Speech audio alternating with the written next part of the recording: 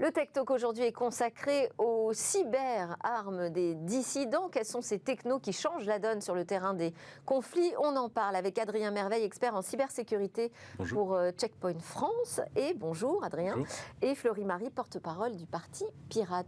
Bonjour Florie. Je vous laisse dire un mot sur le Parti Pirate, que tout le monde ne connaît pas forcément. Si vous voulez, on est un parti politique, un vrai parti politique français, on nous demande souvent, et européen et international. On a des députés européens, on a 4 députés européens, des députés dans plusieurs pays d'Europe et quelques élus en France. Et puis nous, on est très positionnés sur les questions de démocratie, de liberté individuelle et de partage. Et vous êtes né des questions que pose la société numérique et Internet en particulier. Alors aujourd'hui, donc notre sujet, c'est ces technologies au cœur des conflits. Est-ce que dans cette guerre russo-ukrainienne, vous avez vu émerger un nouveau type d'activisme, de activisme même avec un H, on pourrait dire, technologique? Oui, tout à fait.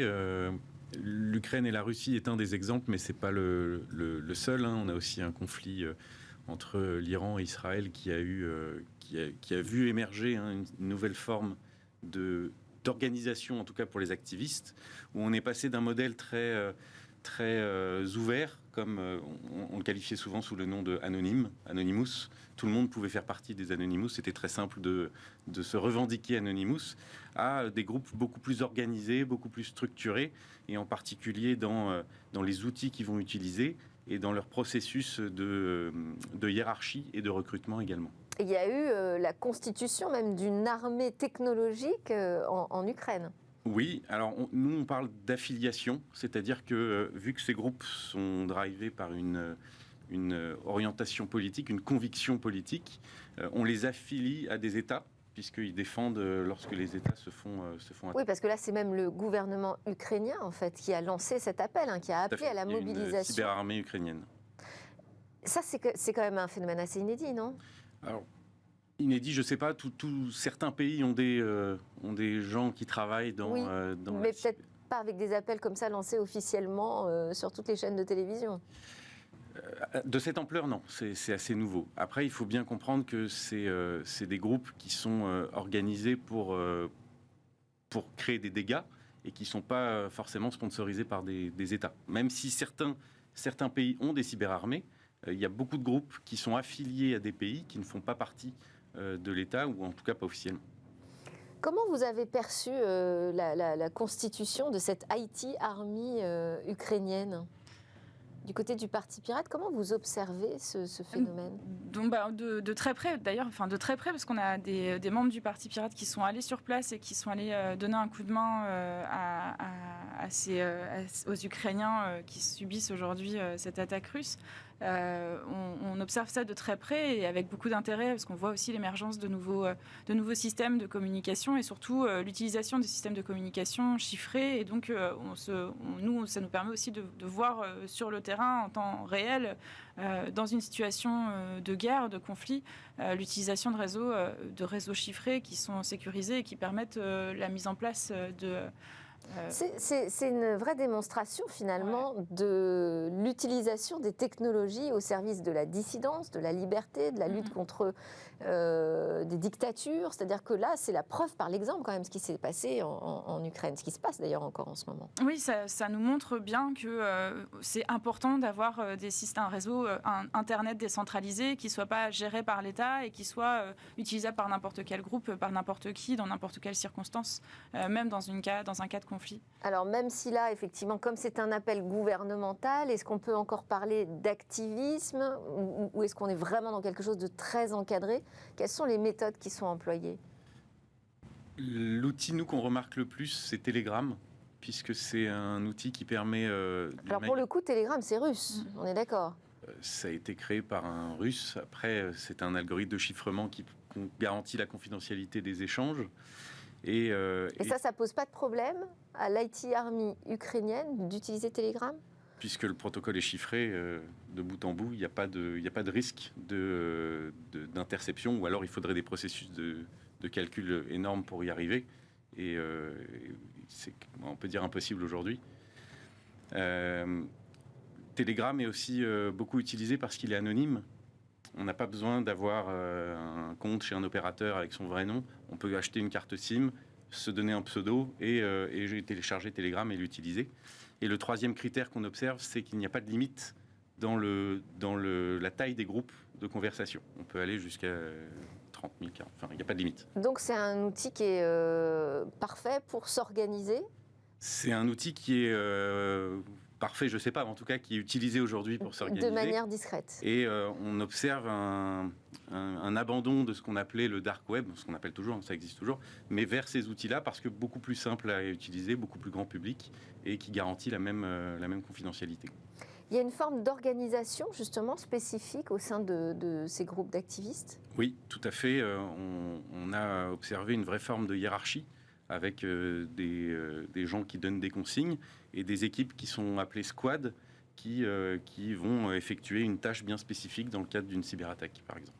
Un peu comme être organisé une armée classique. Je le comparerais plutôt à une entreprise avec un manager, quelqu'un qui prend des décisions et des équipes qui vont relayer l'information et chacun avoir sa part de responsabilité dans le travail. Avec des actions de communication même de la part de ces groupes. Avec l'utilisation des réseaux sociaux, beaucoup aussi, on voit beaucoup d'informations qui circulent sur Twitter, sur Instagram, sur TikTok aussi, de l'armée ukrainienne qui utilise régulièrement les outils de communication plus accessibles pour la plupart des gens.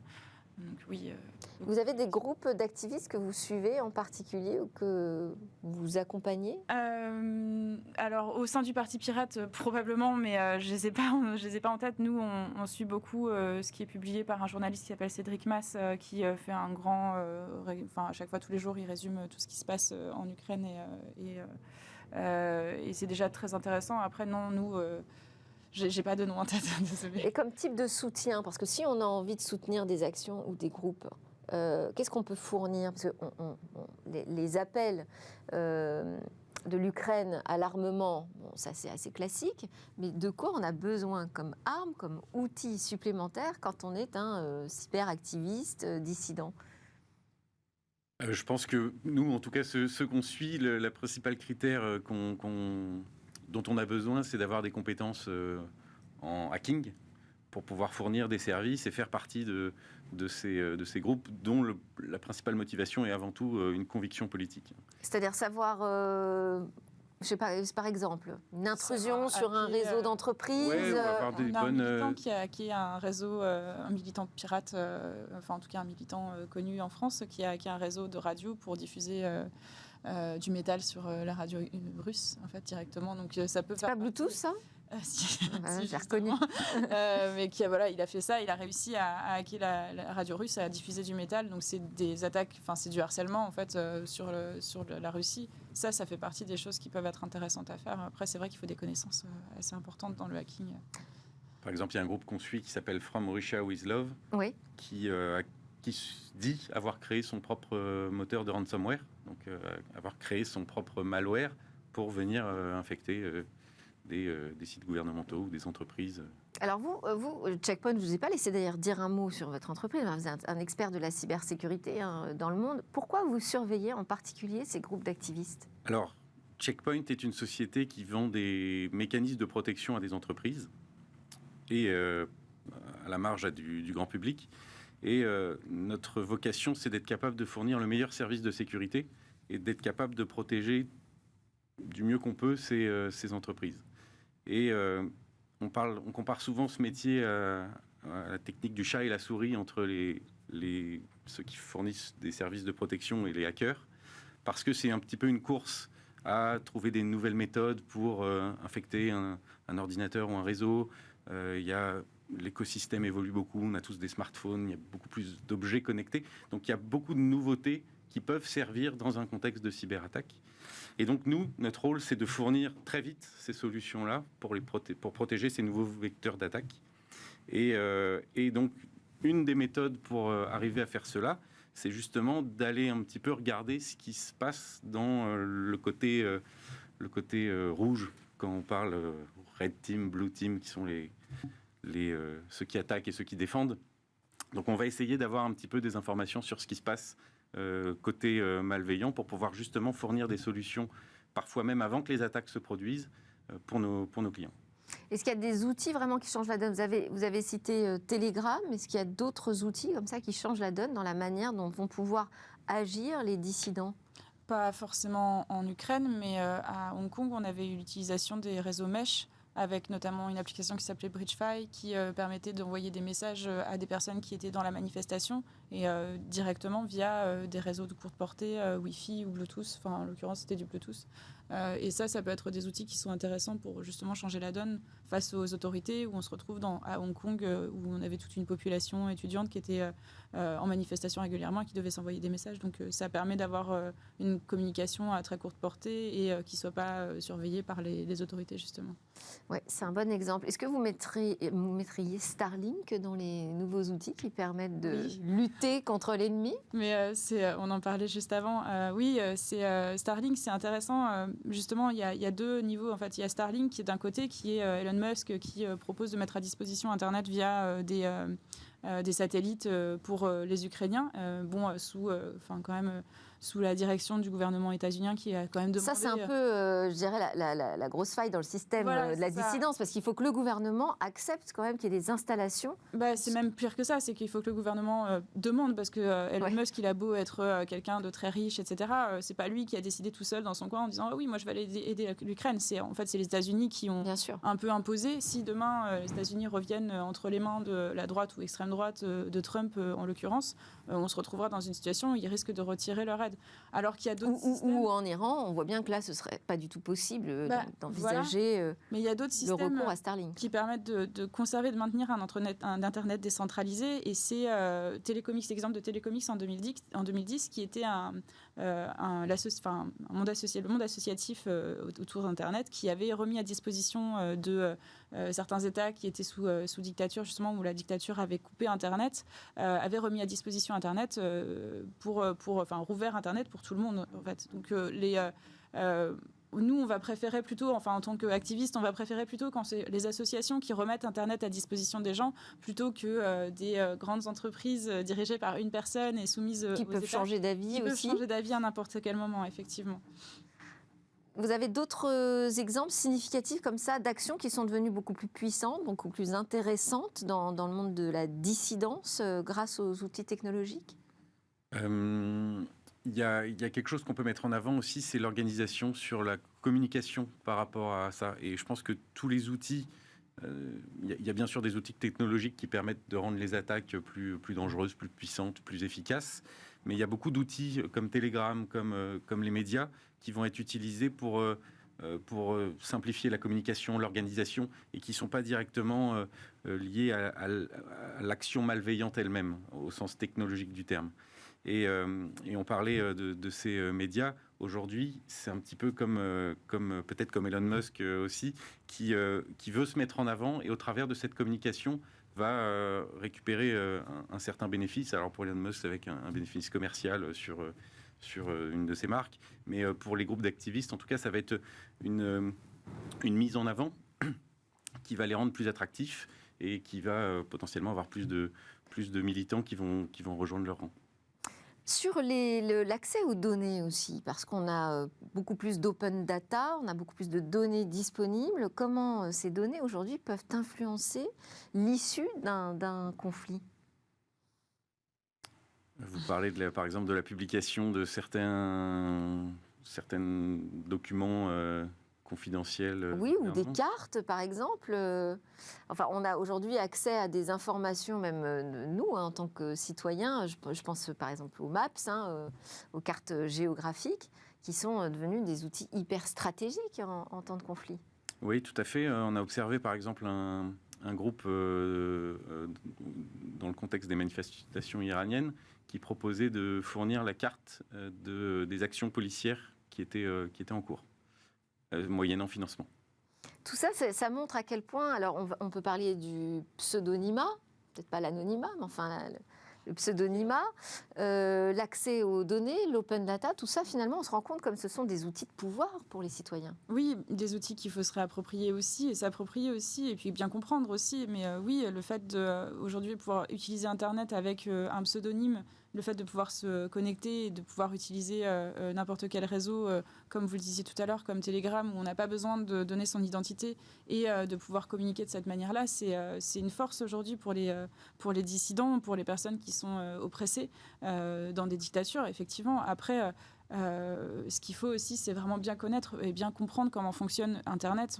Nous, de plus en plus, on a l'impression que de plus en plus de gens comprennent vraiment comment fonctionnent les outils numériques, etc. Mais la plupart des gens vont utiliser Internet n'importe comment et ne pas crypter, enfin ne pas chiffrer leurs données, ne pas utiliser des applications qui permettent de chiffrer les données et mettre à disposition de n'importe quel premier venu, n'importe quelle donnée personnelle. Donc oui. C'est-à-dire qu'on n'a jamais eu autant de possibilités et en même temps si peu de culture pour s'en servir, quoi. On a un électronisme impressionnant en France et dans plein de pays d'ailleurs, enfin partout dans le monde. Et justement, plus on va aller vers une formation aux outils numériques, plus on va former les gens aux outils numériques, à savoir comment fonctionne Internet, comment fonctionne le partage des données, etc. Et plus on va avoir une utilisation saine des outils. Mais encore faut-il qu'on s'y mette, quoi, au bout d'un moment. Alors moi, je vous parle avec un regard un peu positif en vous disant, voilà, ça nous montre toutes les possibilités, tout ce à quoi on s'aperçoit, pourquoi la liberté d'agir sur Internet est importante en cas de conflit quand on se retrouve face à un ennemi. Mais d'un autre côté, j'imagine que pour les États, c'est aussi le signal qu'attention, il faut davantage resserrer la vis sur les réseaux, sur les technologies, sur la disponibilité des outils. C'est la complexité quand on se retrouve... Enfin, il y a plusieurs niveaux. Quand on se retrouve avec un Internet qui est contrôlé par l'État, là, c'est un vrai problème aussi. Donc, il faut faire attention à pas non plus laisser une centralisation par l'État des outils à notre disposition, parce que ça voudrait dire qu'il faudrait retravailler encore sur la décentralisation. Et là, on est dans un système, normalement, Internet est neutre, est censé être neutre. À partir du moment où on va perdre cette neutralité du net, bien sûr, ça peut être dangereux pour des États, ça peut être dangereux pour des gouvernements, ça peut être... mais c'est important d'avoir cette neutralité. On peut pas, et on ne doit pas sortir de la neutralité du net sous couvert de protéger les citoyens. Au contraire, il faut les former, les citoyens. Vous diriez que l'activisme a vraiment changé aujourd'hui ? Il s'est transformé, en tout cas. Il s'est transformé, il est plus conséquent, il est beaucoup plus structuré. Je parlais de l'organisation dans les groupes. Il y a aussi des process de recrutement qui sont comparables à celui d'une entreprise. Comment est-ce qu'on aujourd'hui. recrute des activistes ? On recrute des activistes avec déjà des tests de présélection pour essayer de comprendre un petit peu leurs compétences. Il y a un petit peu de social engineering pour savoir si ces personnes ont déjà été exposées sur Internet. Est-ce qu'elles sont connues de certains services dans certains pays. Et ensuite, donc il y a candidature, il y a entretien, comme une société un petit peu classique. Alors, il y a un outil qu'on n'a pas évoqué, c'est le data poisoning. C'est-à-dire, en fait, d'inonder de fausses informations pour pourrir, justement, l'information et ne pas la rendre possible, ou aussi pour masquer des informations personnelles. Est-ce que ça, c'est finalement l'arme la plus efficace aujourd'hui pour protéger sa vie privée ? L'e-data poisoning. C'est efficace. C'est efficace. Ça demande un gros travail. Hein. Oui, voilà, c'est ça. Il faut avoir une bonne connaissance des outils, une bonne connaissance des réseaux et avoir beaucoup de monde, j'imagine. J'imagine, parce que je ne peux qu'imaginer pour le moment, n'ayant jamais pu faire ça. Mais, vous avez constaté ça, ce type de pratique aujourd'hui au sein des groupes activistes ? Alors, les groupes activistes sont vraiment très hiérarchisés et en général, l'une des consignes sur ces groupes, c'est justement de faire ce qu'on demande de faire et pas... les informations viennent d'en haut et ne remontent pas d'en bas. Donc, c'est pas quelque chose qu'on a remarqué particulièrement. C'est plus... on suit plus des groupes qui s'organisent dans un contexte de cyberattaque avec des cibles précises. Ça se professionnalise, quoi. Merci beaucoup, Adrien Merveille de Checkpoint France et Florie-Marie du parti Pirate France aussi. Merci beaucoup. Juste après la pause, on parle de biomimétisme.